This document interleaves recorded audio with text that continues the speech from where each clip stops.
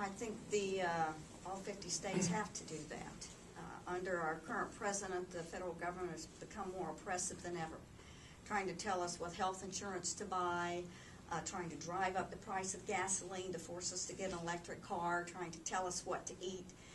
All this has got to stop, and it starts with the people in this room, with different grassroots groups like Tea Party activists, and you need to speak up, and the time is this year, because I think the future of this country and the future of North Carolina is going to be determined by who is elected in the White House and who is elected in the State House.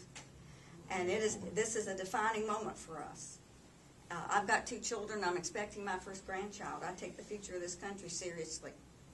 And if anything, I have a track record for 18 years. And if anything, the voters will probably say is that I've never promised anything I didn't go fight for.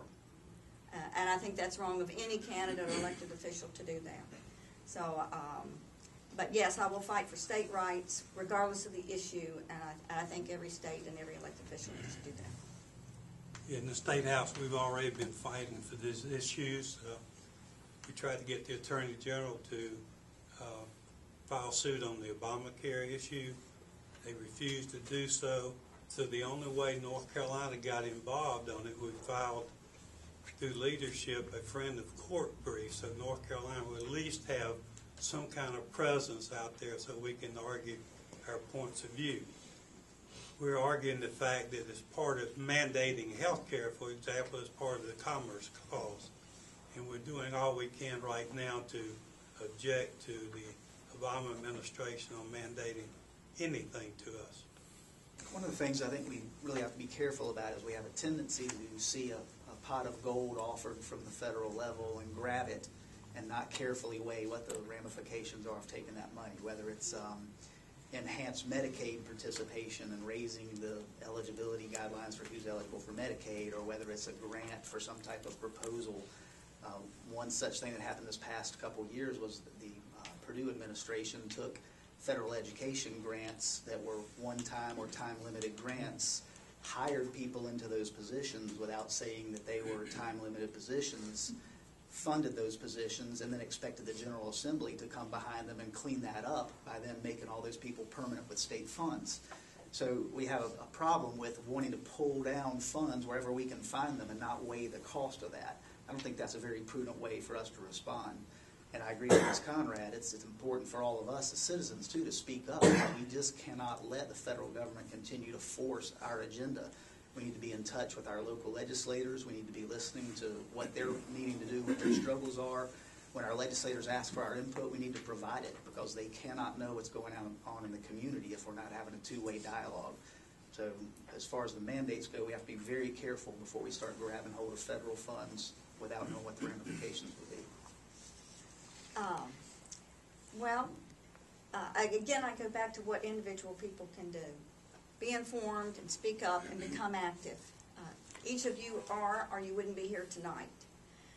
But tell your friends and neighbors, become informed on the issues, careful about who they elect to office, and really go out and participate in both the primaries and in the November election. And explain to everyone, I know we always say each election is the most important in our lifetime, but I think this time it's got a big exclamation mark behind it, and it really is.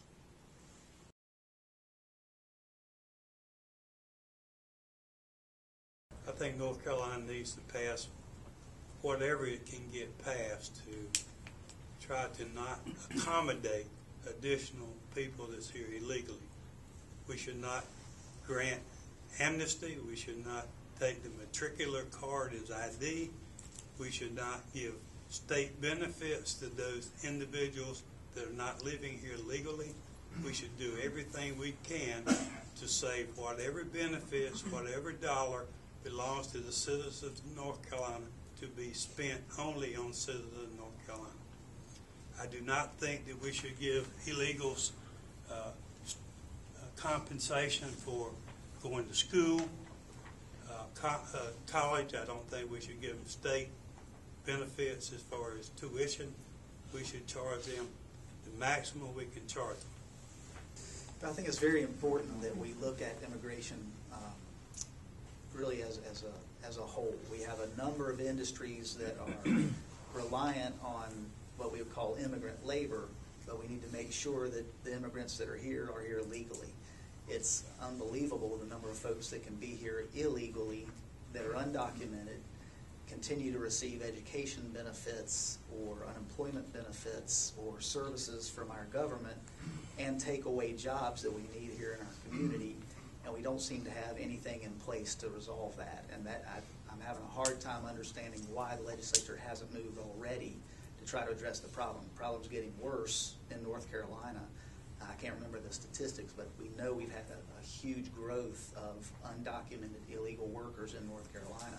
It's definitely time to look at it. We need to be careful that we're not reacting so quickly and harshly that we have unintended consequences of prohibiting folks that are here legally, that are participating, are good, hardworking North Carolinians, that we're not causing some negative consequences there. Because, again, so many of our companies are using good, hardworking, legal immigrants, but the illegal immigrant situation has got to be addressed. It's got to be addressed soon.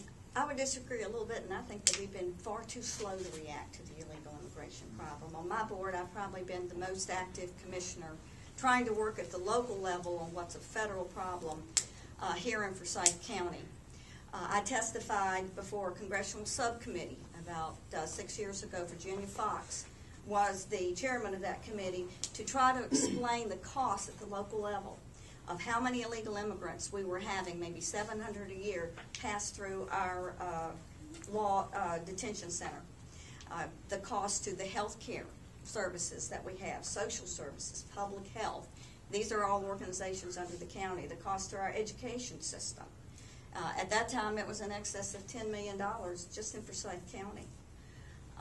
I tried to implement the 287G program, and if you're not familiar with that, that's if someone is arrested by for what I call a second crime, drunk driving, burglary, gang warfare, drugs, that when they're taken into the jail, their fingerprints are identified as an illegal immigrant and they are immediately deported. Unfortunately, I did not have the support for that program from our sheriff and from the other commissioners to get that implemented.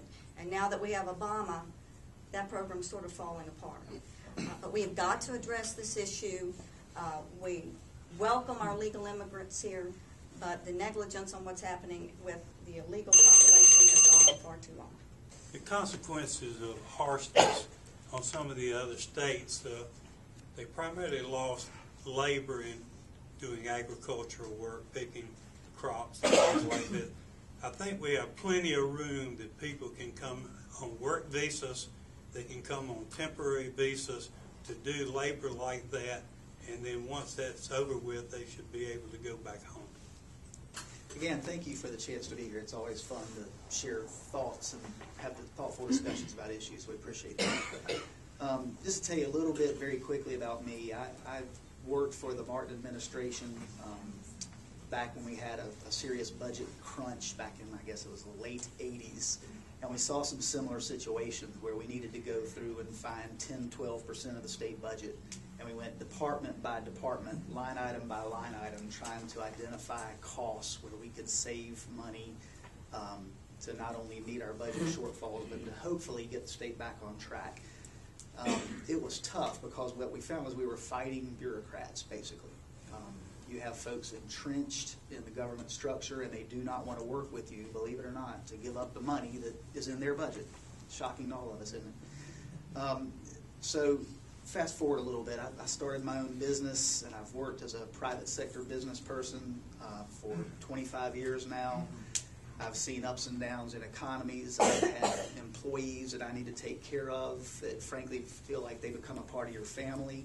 So I understand those obligations and those frustrations when you're trying to conduct a business, trying to help those people to meet their payrolls and take care of their families, yet at the same time you feel like government is there trying to obstruct what you're trying to do. So today we see we're in a similar situation. Our economy is in trouble. We're seeing some glimmers right now, but I think those are going to be short-lived. We have to have some good, solid, private sector perspectives to solve some problems that we've got going on around. We aren't going to have easy, low-hanging fruit where we can go through and window dress. We're going to have to make some very serious, tough business decisions.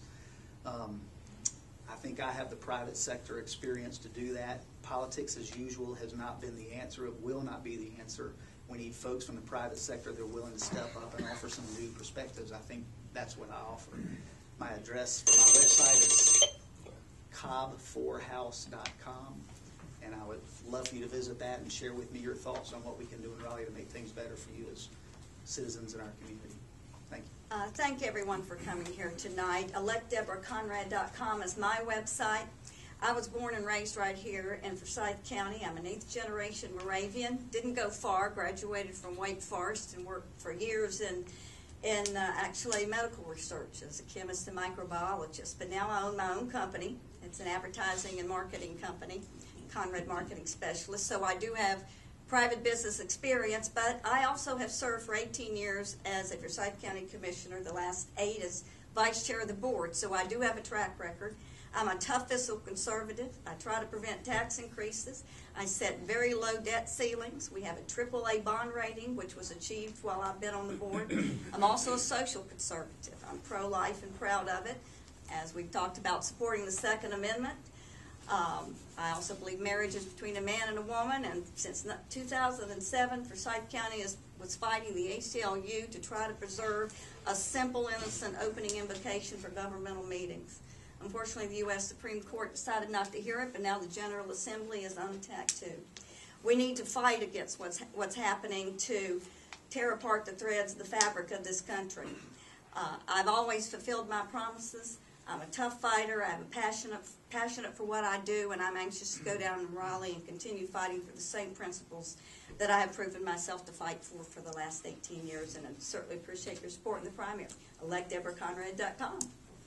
I do want to thank every one of you for coming tonight. I have 18 years in municipal government prior to going to the House of Representatives. That's where I really got a background for annexation reform. At one time, I was actually in favor of annexation until my own city made a bad mistake and didn't provide services for a particular neighborhood, and that turned me against forced annexation. So I went to Raleigh with the idea I was going to change that law to make the citizens have a voice, and today the citizens have a voice in whether they want to live in a city or they don't want to live in a city. I have fought for your rights for almost 8 years now in the House of Representatives. I'm responsive to the people who send me emails, phone calls. I answer all my own calls. I return my calls. I return all my own emails. If you call me about a concern, I certainly am a citizen advocate, and I'll stand up for you as I have for 25 years. And I have never, in 25 years of public service, voted to increase the tax burden on the citizen. Thank you.